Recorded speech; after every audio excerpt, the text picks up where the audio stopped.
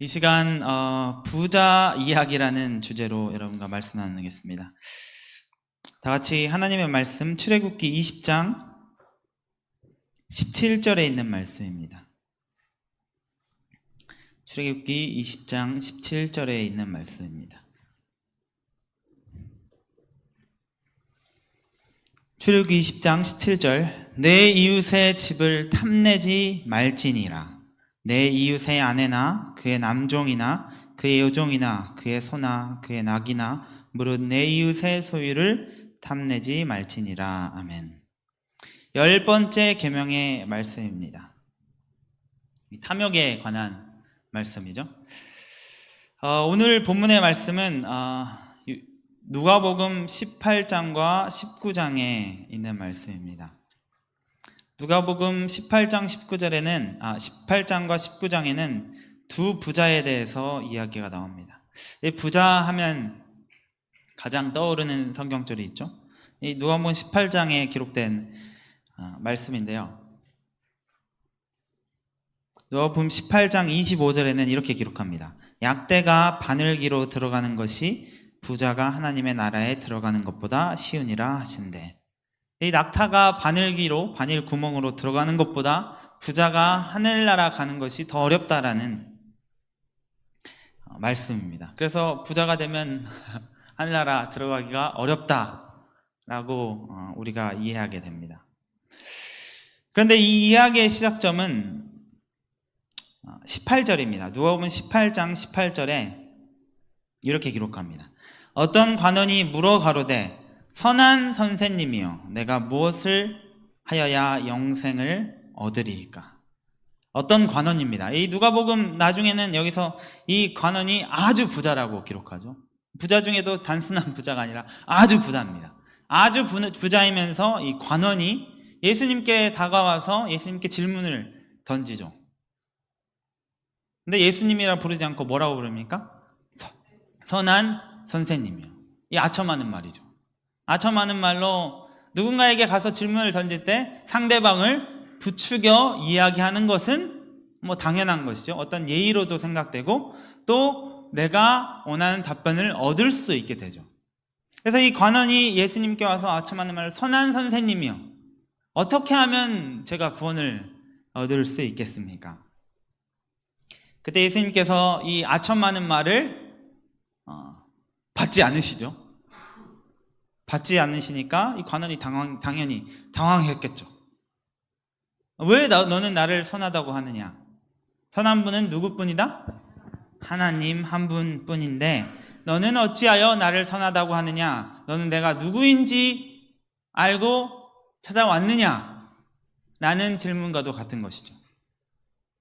너는 내가 선하다고 했는데 예수님께서는 저 자신이 하늘로부터 보낸 하나님의 아들이라고 그랬죠. 하나님이죠.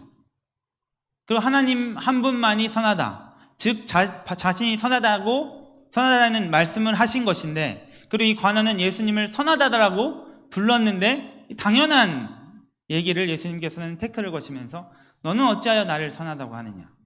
너는 내가 누군지 알고 왔느냐? 라고 이야기하시는 것이죠. 그리고는 답변을 주십니다. 20절 내가 계명을 안 하니 너는 이미 알고 있지 않냐? 너가 계명을 안 하니 계명에서 간음하지 말라. 몇 번째 계명입니까? 간음하지 말라 몇 번째 계명이죠? 네, 7번째 계명이죠. 간음하지 말라. 안식을 기억하여 거룩히 지키라. 몇 번째 계명입니까? 네, 대답이 많이 들려요. 네, 간음하지 말라, 살인하지 말라, 도적질하지 말라, 거짓 증거하지 말라, 내 부모를 뭐하라? 공경하라 하였으니 이렇게 말씀하셨어요. 여기에 이상한 점이 있습니다. 누가복음에서는 7째, 6째, 8째, 9째, 5째를 말씀하셨는데 이 마태복음에서는 6째, 7째, 8째, 9째 그리고 5째로 말씀하세요. 여러분, 하랑이가 이제 숫자를 많이 배우지만 숫자를 가르쳐 줄 때 저는 6, 7, 8, 5라고 가르쳐 주지 않아요. 그거는 순서가 아니니까요. 5, 6, 7, 8, 9, 다음 뭐죠? 10입니다. 근데 예수님께서는 지금 5, 6, 7, 8, 9하고 6, 7, 8, 9하고 어디로 가셨어요? 5로 가셨어요. 여기에는 아주 상당한 의미가 있는 것이죠. 이제 제가 시작할 때 이 10번째 계명을 읽었죠. 10번째 계명이 무슨 내용입니까? 내 이웃의 것을 탐내지 말라라는 말씀.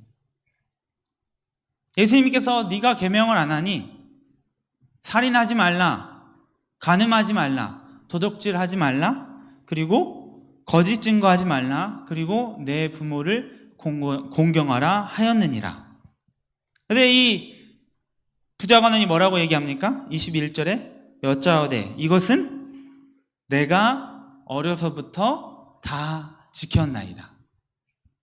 그런데 이 상황 속으로 한번 들어가 보면 이 부자관원의 말은 자신감이 떨어진 말입니다. 왜냐하면 예수님께서 6, 7, 8, 9, 10으로 가지 아니하시고 5로 다시 오시고 계명의 그 리스트를 마무리하신 이유가 있어요. 22절이 그 답입니다. 예수께서 이 말을 들으시고 이르시되 내가 오히려 뭐예요? 한 가지 부족한 것이 있으니 무엇이에요? 10째 계명이에요. 내게 있는 것을 다 팔아 가난한 자들에게 나눠주라. 그리하면 하늘에서 보화가 내게 있으리라. 그리고 와서 나를 쫓으라 하시니. 예수님께서 계명들을 나열하실 때 6번째, 7번째, 9번째, 그리고는 5번째로 가실 때 아마 9번째쯤 얘기할 때 부자 간원은 10번째가 나오기를 두려워했을지도 몰라요. 부가 아주 많습니다. 그렇지만 모세의 가르침에는 나눠주는 것이 당연한 것이에요. 가난한 자를 보면 눈을 돌리는 것이 아니라 도와주는 것이 당연한 것이에요. 그렇지만 이 부자 간원은 어떻게 살아왔습니까? 그렇지 않았어요. 10째 계명은 내가 다 지켰느니라 라고 자신 있게 이야기할 수가 없습니다. 예수님께서는 그 부자 간원의 마음을 꿰뚫어 아시고 돌려서 부자 간원의 그 뾰족한 부분을 찝어서 얘기하셨어요. 하나님의 말씀은 운동력이 있어. 어때요? 날선 검과 같이 우리의 중심을 찌르시죠. 태초에 말씀이 계시니라. 누구예요? 예수님. 그 말씀이 부자 간원의 마음을 꿰뚫어서 이야기하였습니다. 너가 부족한 것이 있으니 한 가지인데 10번째 계명. 가난한 자들을 나누어주라. 그리하면 하늘에서 무엇이 있습니까? 보화가 내게 있으리라. 그리고 와서 나를 쫓으라 하시니라. 이 보화를 들었을 때 또 부자 간원은 어떻게 생각했을까요? 재물, 보화. 그리고 와서 나를 쫓으라 하십니다. 여러분, 예수님께서는 제가 말씀드린 앞서 요한복음 1장 1절의 말씀처럼 태초에 말씀이 계시니 예수님은 언변에 능하신 분이십니다. 그리고 예수님은 모든 이의 마음을 꿰뚫어 보세요. 그리고 이 부자 간원이 어느 것에 모든 삶이 초점으로 맞춰져 있는지 아셨어요. 그리고 그 사람은 그 사람만의 관심과 그 사람만의 언어가 있었어요. 그래서 예수님께서는 하늘에 보화가 있으리라 언급하신 거예요. 여러분, 예수님께서 베드로와 안드레와 요한과 야고보를 부르실 때 뭐라고 부르셨어요? 내가 너희를 무엇을 낚는? 사람을 낚는 어부로 만들어 주리라 라고 말씀합니다. 직업이 무엇이었어요? 어부. 평생을 어부로 살아왔어요. 이 베드로의 언어는 어부에 관련된 것이에요. 그래서 하나님께서 베드로를 뭘로 부르셨어요? 내가 너를 사람 낚는 어부로 만들어 주겠다. 또 요한복음 4장에 이 사마리아인 여인을 만났을 때 예수님께서 뭐라고 말씀하셨어요? 내가 주는 물을 마시는 자는 어떻게 하라? 영원히 목마르지 아니하리라. 이 여인의 관심사는 물이었어요.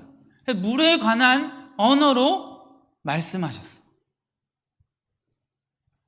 또 마태복음 8장 13절에 있는 이 백부장의 이야기입니다. 마태복음 8장 13절에 말씀을 읽어보면 이렇게 기록합니다.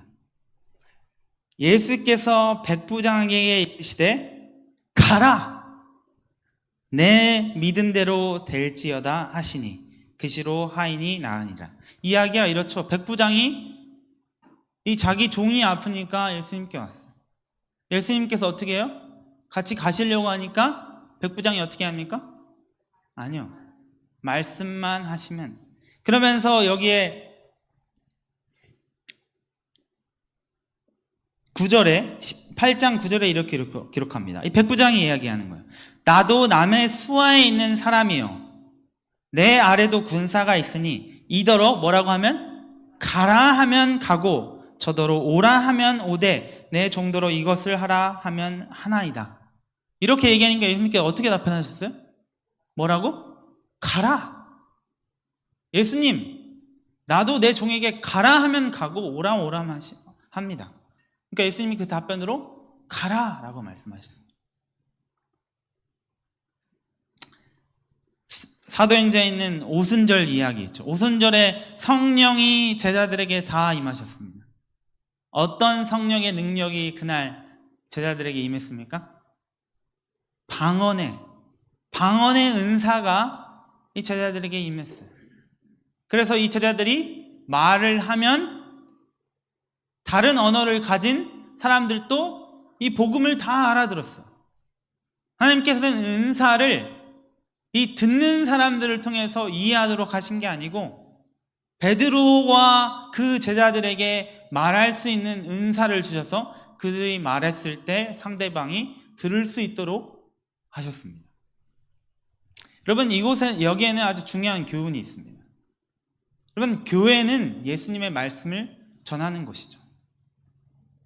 그래서 우리가 얘기할 때는 예수님께서 그러셨던 것처럼 상대방이 들을 수 있도록, 알아들을 수 있도록 우리의 복음을 전달해야 돼요. 천국 복음이 온 세상에 전파되어야 그제야 끝이 오리라.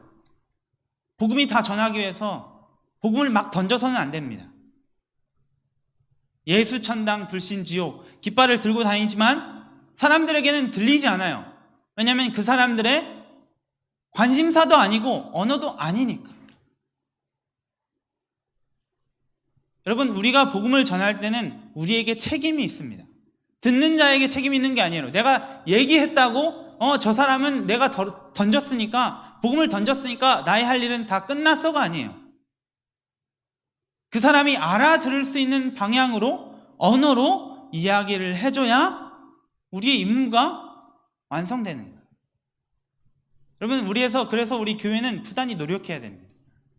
우리가 복음을 전하자고자 하는 사람에게 그 사람의 관심사가 무엇인지 많은 관심을 쏟아서 그 사람의 언어로, 마치 예수님께서 백부장에게 가라 하셨던 것처럼, 그리고 이곳 부자 가난에게 보화가 4개 있으리라, 그 언어로 말씀하셨던 것처럼 우리도 상대방이 원하는 것을, 언어를 가지고 전해야 할 때 그 복음이 올바르게 전달될 수 있습니다.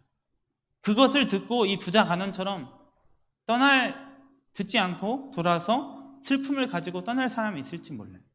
그렇지만 분명한 것은 예수님께서 언제나 상대방이 가진 언어로 전달하셨다는 것입니다. 다시 이야기로 돌아와서 누가복음 18장에 23절, 그 사람이 큰 부자인 거로 이 말씀을 듣고 어떻게 합니까? 심히 근심하여 근심하더라. 그리고 떠났습니다. 24절, 예수께서 저를 보시고 가라사대 재물이 있는 자는 하나님의 나라에 들어가기가 어떻게 어려운지 약대가 바늘기로 들어가는 것이 부자가 하나님의 나라에 들어가는 것보다 쉬우니라 하신대. 듣는 자들이 가로되, 제자들이겠죠. 그런즉 누가 구원을 얻을 수 있겠습니까? 이 부자가는 건강하고 그리고 재물도 많고 이 예수님의 법을 잘 지키는 이 관원조차도 구원을 얻지 못하는데 누가 구원을 얻을 수 있을까 고민하는 거예요. 여러분, 이 유대 문화에서는 재물이 많은 것은 하나님께서 축복을 내리신 것으로 이해됐습니다. 이 사람이 하나님께 충성함으로 하나님께서 이 사람에게 복을 주어서 이 사람의 재물이 많은 것으로 보편적으로 이해되었어요. 그래서 아브라함도 부자였고 욥도 부자였어요. 많은 믿음의 도둑들이 부자였죠. 다윗도 부자였고 솔로몬도 부자였어요. 그래서 유대 문화 속에는 부자면 하나님께서 복 주셔서 이 사람이 하나님의 말씀을 잘 따랐구나로 이해됐어요. 그래서 다른 사람이 볼 때에 이 사람이 구원을 받지 못하면 누가 구원을 얻을까? 그때 예수님께서 뭐라고 대답하십니까? 27절 가라사대 무릇 사람의 할 수 없는 것을 누구는 하실 수 있습니까? 하나님은 하실 수 있느니라. 아멘. 여러분, 여기 18장의 부자 간원은 우리가 그 뒷이야기는 모르겠지만 이 사람은 어떻게 왔어요? 예수님께 무엇을 물으러 왔다가 그리고는 정곡이 찔려서 어떻게 해요? 슬픔에 차서 돌아갔습니다. 근심에 차서. 이 사람은 매우 부자였습니다. 그리고는 이 성경절에서 부자가 약대가 바늘구멍으로 들어간 것보다 부자가 하늘 아래 들어간 것이 더 어렵다라는 말씀이 기록되어 있어요. 그런데 이 누가복음 19장에는 또 다른 부자가 나옵니다. 누가복음 19장 1절입니다. 예수께서 여리고로 지나가시더라. 삭개오라 이름하는 자가 있으니 세리장이요 또한 뭐예요? 또한 부자라. 이 삭개오가 나옵니다. 부자예요. 우리 부자 간원은 어떤 직업을 가졌는지 정확히 나오지 않습니다. 이름조차도 나오지 않아요. 그렇지만 우리가 이야기 속에서 알듯이 다른 사람들로부터 무엇을 받았어요? 존경을 받았어요. 왜냐하면 이 사람이 구원을 받지 못하면 누가 구원을 얻겠습니까? 할 정도로 명성이 있으며 그 사람은 아주 좋은 사람이었어요. 그에 반해 이 삭개오는 어떤 사람이에요? 세리장. 아시다시피 세리는 존경은 받는 직업이었습니까? 멸시받고 무시받고 그리고 미움받는 직업이었습니까? 미움받는 직업이었어요. 왜냐하면 세리장은 이 로마에 속함으로써 유대인으로서 로마에 속해서 유대인들의 어떻게 해요? 피를 빨아먹는 그런 사람이었어요. 그리고 부정을 아주 많이 저질렀죠. 그 사람이 바로 삭개오입니다. 3절입니다. 저가 예수께서 어떠한 사람인가 하여 보고자 하되 키가 작고 사람이 많아 할 수 없어 앞으로 달려가 보기 위하여 뽕나무에 올라가니 이는 예수께서 그리로 지나가시게 되밀어라. 삭개오가 무엇을 위해 예수님을 왔습니까? 예수님께 왔어요? 예수님을 보고 싶어서 왔어요. 이 부자 간원과 조금 반이 대조되죠? 부자 간원 어떻게 왔어요? 무언가 물으러 왔어요. 무언가 얻으려고 왔습니다. 탐욕이 있어요. 무언가 얻으려고 왔어요. 삭개오는 어떻게 해요? 예수님을 보려고 왔어요. 예수님께 뭘 얻으러 온 것이 아닙니다. 예수님을 보러 왔습니다. 5절입니다. 예수께서 그곳에 이르사 우러러 보시고 이르시되 예수님이 무엇에 이르셨어요? 그곳에 이르렀어요. 저는 이 삭개오 이야기를 결코 잊을 수 없는 게 어렸을 때부터 들어왔지만 제가 이 천명선교사에 있을 때 그때가 한 2012년 정도 됐었죠. 그때 이제 큐티라고 아주 큐티가 이 재림교회에서 활발하게 활동하던 시기입니다. 이 36대 교수 김신석 교수님께서 이제 그걸 시작하셔서 이 큐티라는 게 아주 발달됐었어요. 근데 김신석 교수님께서 이 천명선교사에 방문하게 되셔가지고 이 큐티에 대해서 저에게 알려주는데 이 삭개오의 이야기를 하셨어요. 그러면서 이 삭개오의 핵심 중에 하나가 무엇이냐면 예수님께서는 찾아오시는 예수님이다. 이 큐티를 통해서 그걸 말씀해 주시더라고요. 이 오늘 설교절을 보면 예수께서 어디에 이르셨어요?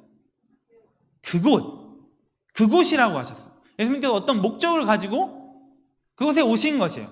그냥 지나가다가 스치다 본 것이 아니라 삭개오는 예수님을 보기 위해서 예수님 지나갈 그 도로를 예상하고 거기서 기다리고 있었죠.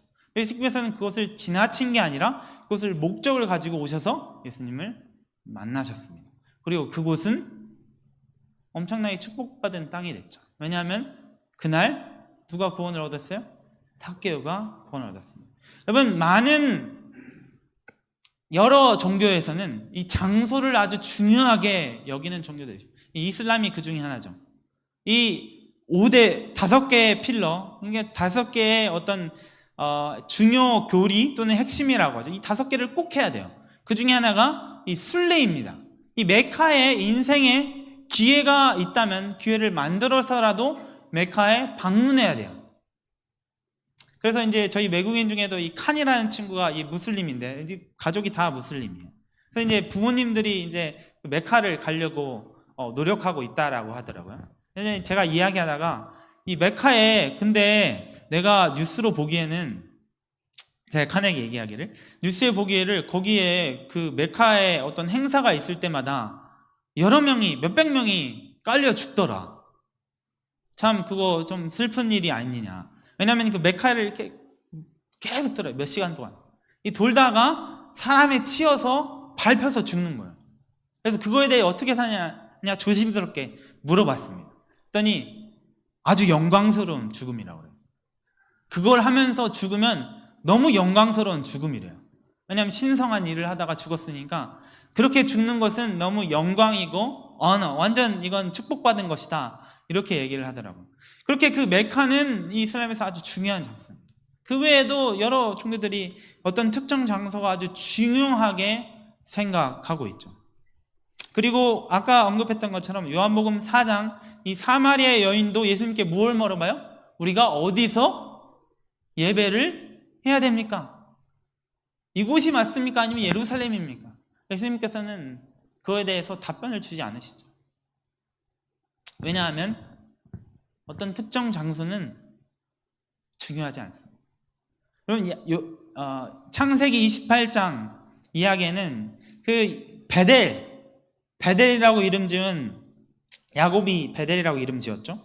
야곱이 그 장자권을 빼앗고 도망가죠. 그래서 형으로부터 도망가다가 지쳐서 어떻게 해요? 이 28장 10절에 야곱이 브엘세바에서 떠나 하란으로 향하여 가더니 11절 한 곳에 이르러는 해가 진지라. 거기서 유숙하려고 그곳에 한 돌을 취하여 베게 하고 거기 누워서 자더니 도망가다가 어떻게 해요? 피곤하니까 아무 돌이나 베고 잔 거예요. 근데 거기를 뭐라 그래요? 베델이라. 아주 거룩한 곳이죠. 축복받은 곳이에요. 아브라함이 하나님으로부터 아버지께 축복을 받고 하나님으로부터 축복받은 곳이 되었어요. 야곱이 한 몇 미터를 더 가서 거기서 잤으면 거기가 어떻게 돼요? 거기가 베델이 됐을 거예요. 야곱이 1km를 더 가서 아무 돌이나 베고 잤으면 거기가 어떻게 돼요? 베델이 되었어요. 축복받은 곳이 됩니다. 여러분, 이 기독교, 우리가 하나님을 믿는 기독교에서는 어떤 특정 장소가 중요한 것이 아닙니다. 우리가 예수님을 영접하고자 하는 그곳이 오늘 이 본문의 말씀처럼 누가복음 말씀처럼 그곳에 이른지라 그곳이 축복받은 땅이 되는 것이고 축복된 곳이 되는 것입니다. 그러면 중요한 것은 여러분의 마음과 여러분의 정신입니다. 우리가 언제든 예수 그리스도를 우리의 마음에 초청하면 그곳은 축복받은 땅이 아니요 거룩한 곳이 되는 것입니다. 그래서 예수님께서 이 삭개오가 예수님을 간절히 만나길 원하니 예수님께서 삭개오에게 찾아오셨습니다. 그리고는 그곳에 이르사 우러러 보시고 이르시되 삭개오야 속히 내려오라. 내가 오늘 내 집에 유하여야 하겠다 하시니 6절입니다. 아주 대조돼요. 급히 내려와 즐거워하며 영접하거늘. 이 부자 간원은 어떻게 갔어요? 근심에 빠져서 돌아갔어요. 삭개오는 어떻게 돼요? 급히 내려와 즐거워하며 영접하거늘 무사람이 보고 쑥거려 가로되 저가 죄인의 집에 유하러 들어갔도다 하더라. 삭개오는 다른 사람이 볼 때도 죄인이었어요. 죽일 놈이죠.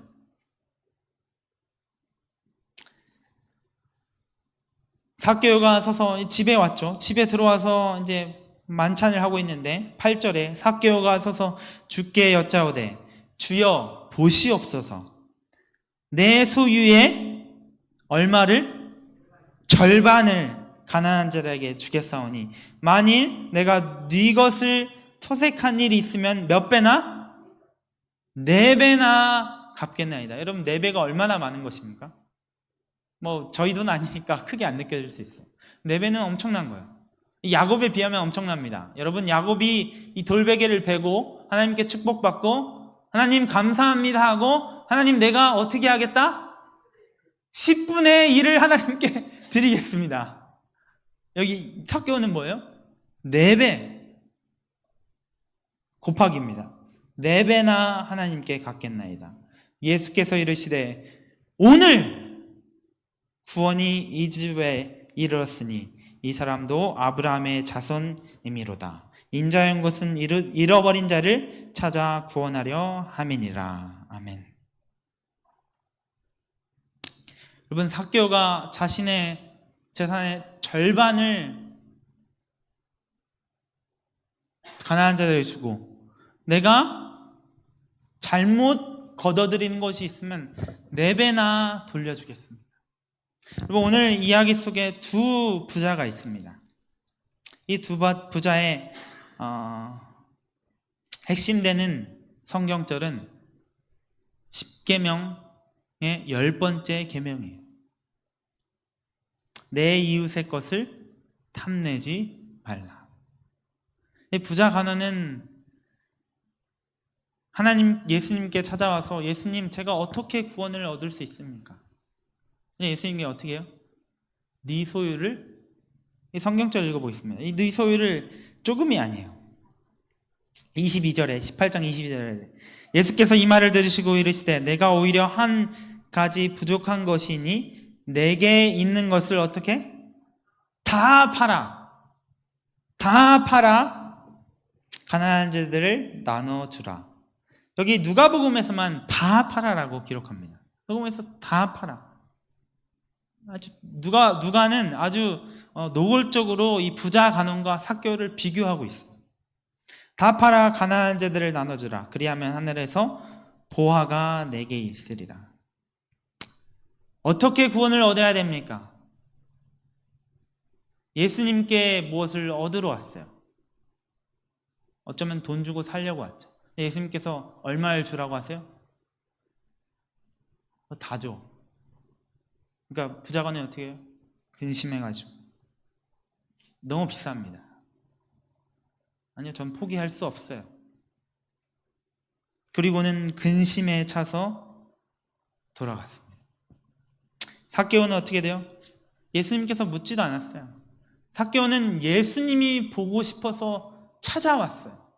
예수님께 어떤 트레이드를 거래를 하려고 온 게 아니에요. 부자간은 예수님 제가 어떻게 구원을 얻을 수 있습니까? 제가 이만큼 드리면 됩니까? 예수님께서는 더 주라고, 다 주라고 하니까 안 되겠습니다. 삭개오는 무엇을 얻으러 온 게 아니라 예수님을 보러 왔습니다. 예수님께서는 그리고는 사실 요구하지도 않으셨어요. 밥 한 끼 요구하셨죠. 내가 오늘 어떻게? 너희 집에 가서 밥 좀 먹자. 삭개오가 어떻게 합니까? 19장 8절에 갑자기 삭개오가 일어섭니다. 뭐 주인이니까 일어설 수 있죠. 삭개오가 서서 예수님께 이야기를 해요. 고백을 하는 거죠. 예수님, 제가 절반을 가난한 자들에게 주겠습니다. 그리고 제가 잘못한 일이 있으면 4배나 갚겠습니다. 그날 무슨 일이 있었어요? 예수님께서 오늘 네 집에 무엇이 이르렀다? 구원이 이르렀다. 삭개오가 예수님을 초청하지 않았지만 예수님께서 들어가겠다고 하시니까 삭개오가 문을 열었죠. 왜냐면 예수님만 온 게 아니에요. 무엇이 같이 딸려왔어요? 구원이 딸려왔습니다. 예수님은 뭐 구원이시지만. 요한계시록 3장 20절 22절입니다. 유명한 말씀이죠. 요한계시록 3장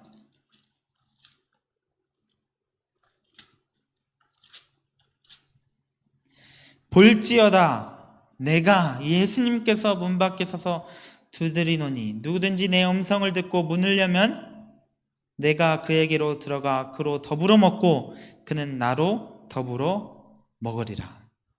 볼지어다. 예수님께서 뭐 하고 있어요? 문을 두드리고 계십니다. 우리는 단순히 어떤 예수님께 예수님 제가 예수님 이거 드릴게요. 저한테 이거 주세요. 이런 트레이드가 아니라 예수님께서는 단순히 예수님을 보고 싶으면 그 마음으로 족합니다. 근데 누가 문을 두드리고 있어요?